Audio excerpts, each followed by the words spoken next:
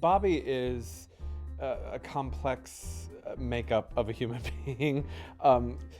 What drew me to this character is that there's a little something in him for everybody.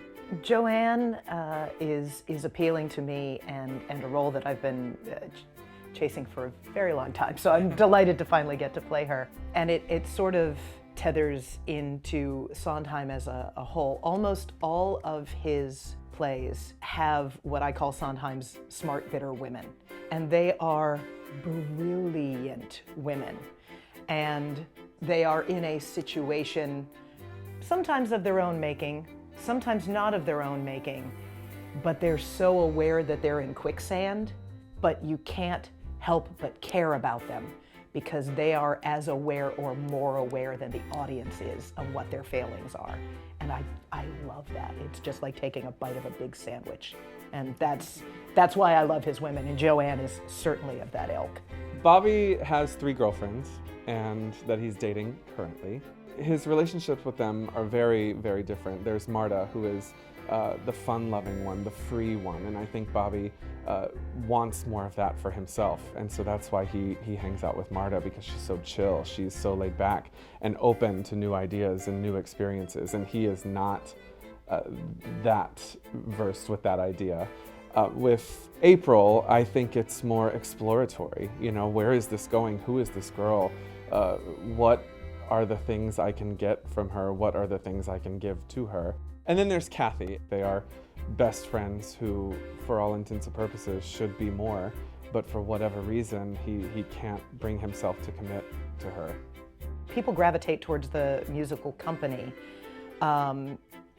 because even if they don't identify with Bobby being nebulous in his commitments, they certainly go, oh, that couple is very much like a friend of mine, or wow, that couple has the marriage that I have. Will hit home with everybody.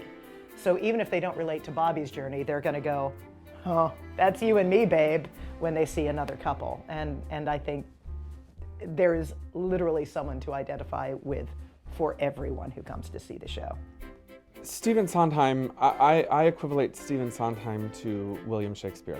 One of the reasons that Shakespeare is still the most produced playwright is because his ideas are universal. He writes about the human experience and all the different facets of that, but he writes about jealousy, he writes about envy, he writes about connection, and I think Stephen Sondheim does that.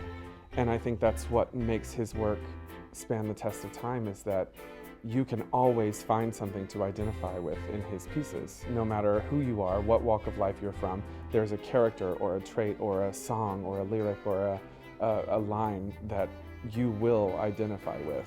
And I think that's really what makes Stephen Sondheim's work so special. The reason I'm so drawn to Sondheim's work is the same yet different.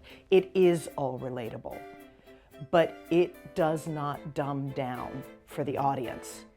You'll still have some ridiculous jokes in there, but you'll have very heady themes. The fact that he will not only go there as far as themes are concerned, but he'll also make a rhyme like personable to coercionable, where it's just like, well, now you're just showing off. And I love that. I love that he's just showing off with very, very clever rhymes. We will see you at the Studio Theater for Company. I'll drink to that.